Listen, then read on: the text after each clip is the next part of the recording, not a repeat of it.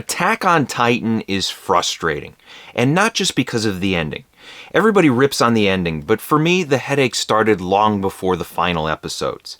I initially loved the show, then lost interest, then had to force myself to finish season 2, then I loved the show again, then I lost interest again, and my subscribers have been asking me to do a video on AOT for a while now, and rather than praising the characters, world building, or plot twists like everybody else on the internet, I thought I'd talk about the biggest issue I had with the show, which is its pacing. So today we're going to look at 4 specific pacing issues and how they hurt my enjoyment of Attack on Titan. Before we go any further, here's your spoiler warning.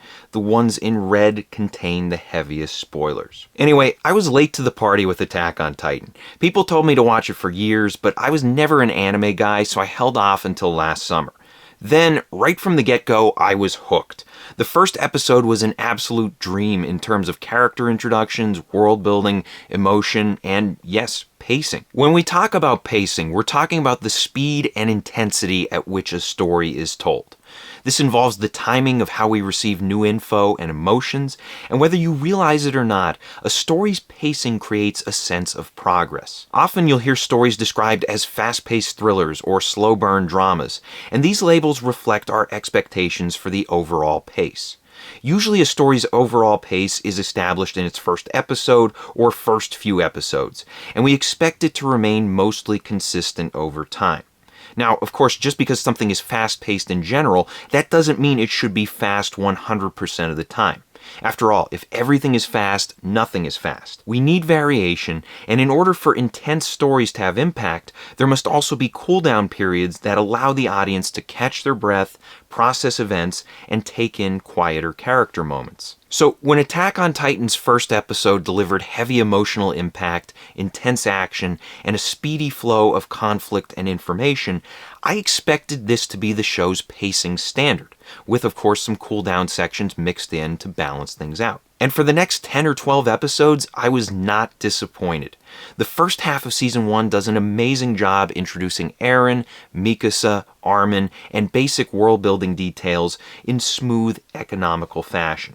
It also pushes the narrative forward at a steady click. Our heroes go through training, meet supporting characters, face immediate threats, and discover Eren's ability to transform into a Titan. There's lots of interesting, engaging stuff here. But unfortunately, I soon ran into the first major pacing issue, which I'm going to call a pacing drop-off. This is when a high-flying story starts noticeably limping and/or spinning its wheels. As I watched the back half of Season 1, I found myself losing interest. Instead of the show unloading conflict and new information at a steady click, it dragged out those exact same things. For example, if you remember, there's that 3-episode stretch where everyone is on horseback trying to defeat the female Titan. This section got really repetitive, and it blurred together so much that at one point when I started a new episode, I thought I had accidentally replayed the previous one. This was when the show lost its magic for me. Because that first half of Season 1 had done such a phenomenal job of not only creating curiosity, tension, and suspense, but also doing the legwork to get us invested in the big 3 of Eren, Mikasa, and Armin. Then, the second half took its foot off the gas, and the spotlight shifted towards secondary characters. Obviously, the show wanted to explore a larger cast, and that's fine, but the initial setup led me to believe I was getting a tighter story that primarily focused on Eren and his 2 closest friends, rather than a larger ensemble. And it's important to manage expectations when you set up a cast. For instance, Game of Thrones did this very well in its pilot episode. You meet the Starks, the Lannisters, the Targaryens. It's a lot to take in, but it sets reasonable expectations for the rest of the series.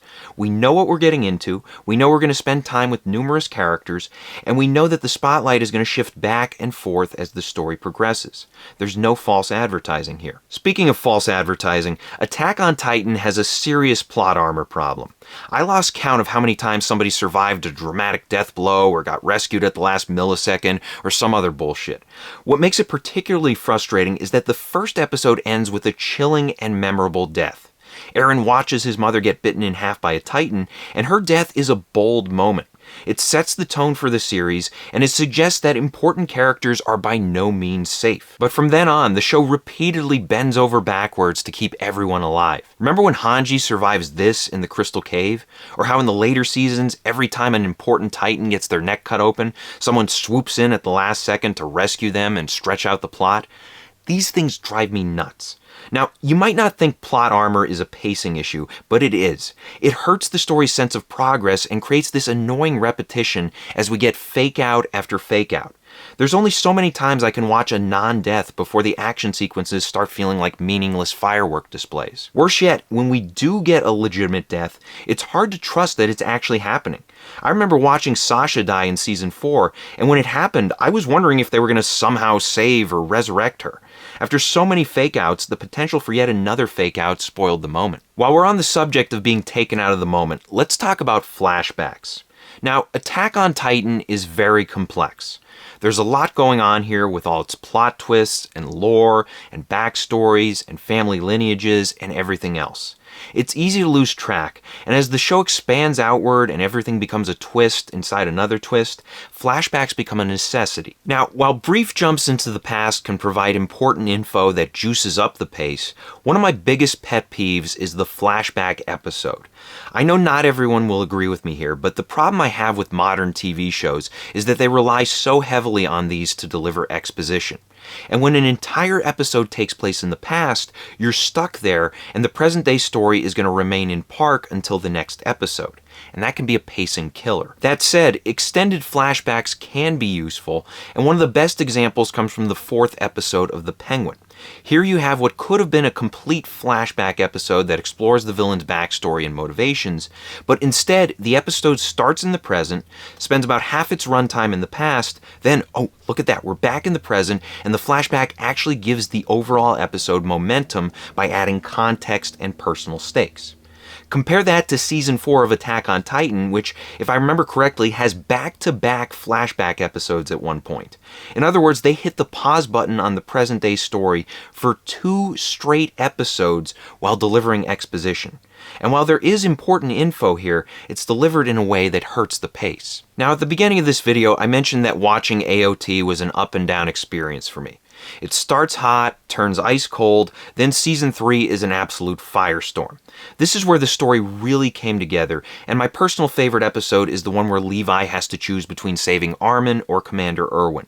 Here you have a compelling dilemma, high stakes, and heavy emotion, and after I watched this episode, I felt the show was truly hitting its stride. Then Season 3 ends with everyone at the beach, which is a great moment, but unfortunately it also carries this sense of finality. It feels like a conclusion, yet there's still another 30 plus episodes left to go, and that's where we get another pacing issue. Now, I'll give Season 4 credit for taking an ambitious approach to fleshing out the larger world, but at the same time, Season 4 felt disconnected from what came before it, like a soft reboot set in the Attack on Titan universe rather than a natural extension of the story. We get new protagonists, a new world, new problems, new roles for existing characters, and cramming this all into a single season makes everything feel rushed. That might sound like a strange complaint coming from me after I said that I liked when the show was moving rapidly, but when you renew the conflict, add more characters, reintroduce old ones, and introduce greater parts of the universe, it all feels like everything is stepping on top of each other and there's no room to breathe. And that brings the show's pacing problems full circle. What starts fast becomes slow and repetitive. Then fake-outs and flashbacks trip things up before the show delivers too much too soon in its final stretch. And look, I get why people love Attack on Titan. The concept is unique, the characters are memorable, the world building is deep, the plot and themes are layered, there's plenty to like here. But what holds it back for me is the inconsistent pacing I discussed. And while pacing might not be the most critical storytelling element, it still plays a key role in keeping us engaged. When done right, it makes all the other elements hit harder. But when pacing draws unwanted attention to itself, it can undermine everything else that's working within a story. So I hope this helps.